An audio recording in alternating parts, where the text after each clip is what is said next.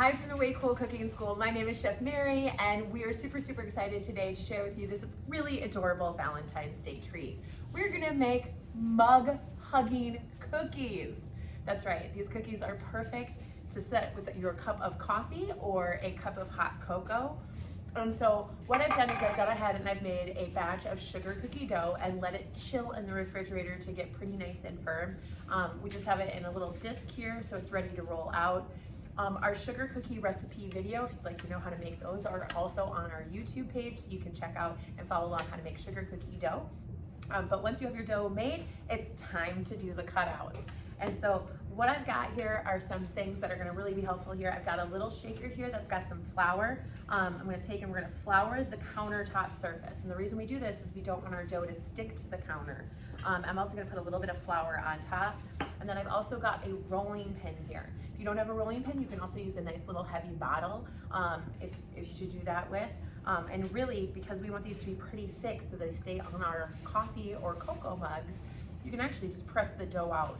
And what our goal is we want the dough to be about a little under 1/2 inch thick for some really nice thick cookies that are gonna hold up here on our mugs. And so it's usually like the thickness of the tip of your pinky is kind of the thickness that we're going for. You don't need to break out a ruler, just kind of think of like the thickness of the tip of your pinky when you're rolling it out. Now, a couple tips when you're rolling out dough is that you always see people kind of like bulldozer the dough, but really it's about getting it to go and spread evenly. So what I like to do is I like to start in the center of my dough and I'm gonna roll out one direction and then I'm gonna flip the dough and I'm gonna roll it out. And I'm gonna continue to do that from the center of the dough, and you're gonna watch as the dough kind of spreads from the center then. And it also allows me to get it so it's a nice even piece, so I can really kind of get it to be big. There we go.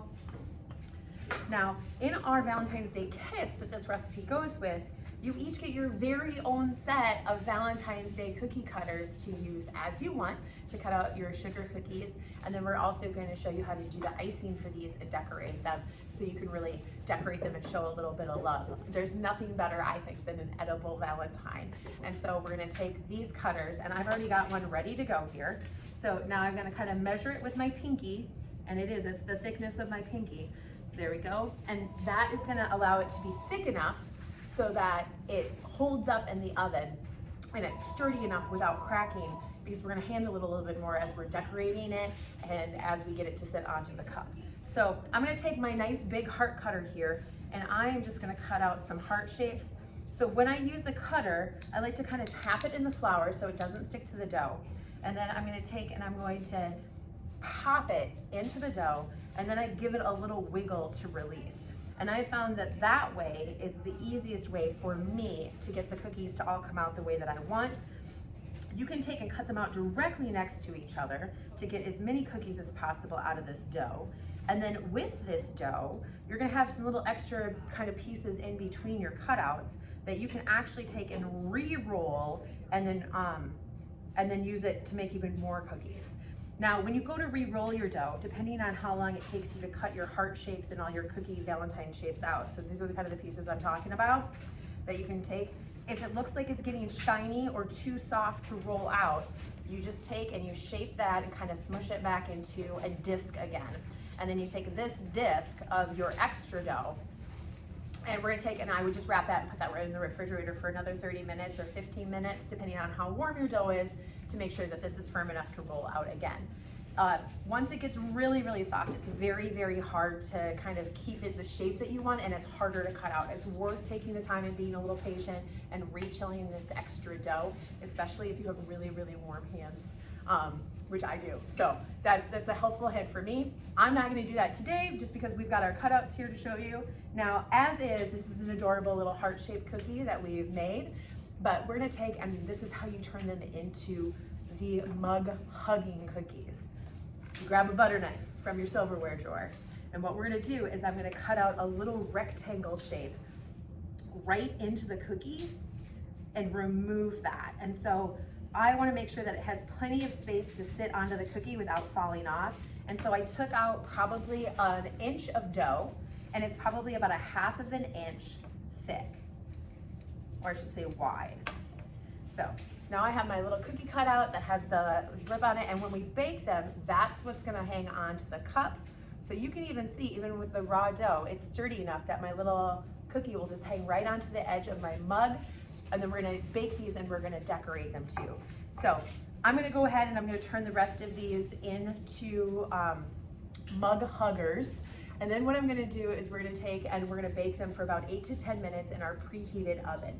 And then when we come back and they're cool, I'm gonna show you guys how to decorate them, okay? Our cookies are cooled and out of the oven, which means it is time to decorate. So in our Valentine's Day kit, in addition to all the ingredients to make the sugar cookies, we also gave you your very own portions of pink, red, and white royal icing. So this icing is great, and we've also provided some piping bags so that we can go ahead and we can decorate however we like. And that's exactly what we're gonna do. We're gonna take, and I've got this piping bag here, a couple tips for when you're icing is, I like to start the icing pretty thick because you can always thin out icing. You can actually take and just add like a little tiny bit of water to it for flooding. But what we're gonna do is we're gonna kind of do the outside edges of our cookies before we fill them. And so what I like to do with this, because this particular royal icing that we're using can be used kind of universally as both a filling and an edging icing, is that you kind of think in your head like how you want to design them. And so I went for a trusty Post-it note, and then know that we got enough icing here to do probably about a dozen cookies. Icing spreads really, really quickly. And so a little bit goes a very, very, very super long way. And so I thought I was gonna start out with a red cookie. So I'm gonna take and I'm just gonna snip just a tiny, tiny little bit off of the edge. Again, you could always cut more off your piping bag. When I'm piping, I hold from the top of the bag because I'm gonna let gravity do a lot of the work here for me. And I'm just gonna kind of test it and see if I can get some icing to come out. If it's not thick enough, again, you can just snip off a little tiny bit more until you get to the tip that you want. And then what I'm gonna do is I'm gonna take, and as I'm doing this, you can see I'm using my left hand to help guide the bag, and my right hand is the hand that's squeezing the icing. I don't go all the way to the edge because I'm gonna fill in, and so it's okay if there are a little bit of the edges, because again, it's gonna spread out a little bit. So I'm gonna go through, and then the other thing that I kind of like to share is that when you go, I'm going really slow. And again, I'm letting it kind of fall onto the cookie as opposed to letting it like push it into the cookie. Sometimes when you're frosting a cake, you really have to like spread that out. But with the icing, all you have to do is let it fall where you want it. Okay, when I get done, I kind of backtrack over where I've already iced and lift it off. And what that's gonna do is it's gonna prevent any strings from kind of falling all over the cookie, and so that you just have your edged part of your cookie there. Then what you can do is you can take and you can go ahead and you can fill in by filling left and right. And once you get kind of your cookies edged the way that you want to, then that's when you take and you can snip out even more to make the filling a lot easier for you. But you don't want to do that until you have all of your cookies edged out with the red that you want edged out with the red. And so I'm going to take and I'm going to kind of just color inside the lines, really. And as I'm kind of going, they're going to kind of push up against that edging. And then I'm going to show you a trick here. Once you get it filled, we're going to take and we're going to shake the cookie a little bit. And so I'm going to go ahead and lift the cookie up, and I'm just going to kind of shake it and wiggle it. And what it's going to do is it's going to fill in the areas that I didn't ice. And you can also take and just grab a little bit of icing if you need to fill in a little bit of that area that you maybe missed. You can grab a toothpick and pop any air bubbles or holes that are in there as well, so that you get a really, really nice, fun, shiny iced cookie. Then what I'm gonna do is once I get kind of all the cookies filled the way that I want to, is then you're gonna come back and with your other colors like the white and the pink, this is where you can go ahead and you can add in your fun decoration. So again, I'm gonna start with a pretty tiny, tiny little hole here. And I'm gonna take and I'm gonna ice right on top. Oh, that's even too tiny. We're not gonna quite get that there. This I'm gonna kind of make it so it looks like there's hearts hanging down on strings. So what I'm gonna do is I'm gonna take and I'm gonna pipe a white line around the edge of my cookie to make the border again. And I'm just following this along. And then when I get to the top, I'm gonna connect the two pieces and I'm just gonna kind of like let it drop. And then I'm gonna go in and I'm gonna make little white squiggles. And this is where I'm gonna put the little hearts. Now you can, of course, if you have any leftover sprinkles from our chocolate chip cookie dough truffles, you could use little heart sprinkles here. Or you can take, and I'm gonna grab my little tiny bit of pink frosting that I have left.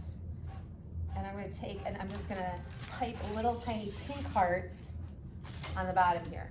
So making sure that I have just the littlest, tiniest bit here. And then when you make a heart, it's kind of like just two little sides, kind of almost like a circle that you're pulling through the heart. So I'm just taking, I'm gonna put a little heart at the end of each of these little strings here. Now, this is just one way to decorate these cookies. Of course, you can decorate them however you like because they are your edible valentines to share and give to everybody. And then what we're gonna do is you're gonna let these actually sit on the counter for at least 6 hours in the air so that they can get nice and firm. So I've got cute little heartstrings on that cookie. And then when they are all set up, then you can take, and the next time that you have coffee or cocoa, you just add that cookie right onto the edge of your cookie right there. And that is like the most adorable thing ever. So we've got our little cookie mug, our hugging mug cookies. They're ready to decorate. My cookie is so delicious that I think I just gotta dig right in. So good. So make sure that you like and follow us here on our space on YouTube. But if you're looking for more fun recipes, you can always check out our website, waycoolcookingschool.com, where we have tons of fun seasonal recipes, dinner ideas. And then of course, if you're in the metro area, you can come and join and cook with us here at the Way Cool Cooking School at one of our kids, family, or adult cooking classes. Okay, I think I've got enough Valentine's Day treats that I'm gonna have a very, very sweet Valentine's Day. Thank you all so much for watching, and tune in next time when we have some more yummy things going on here at the Way Cool Cooking School.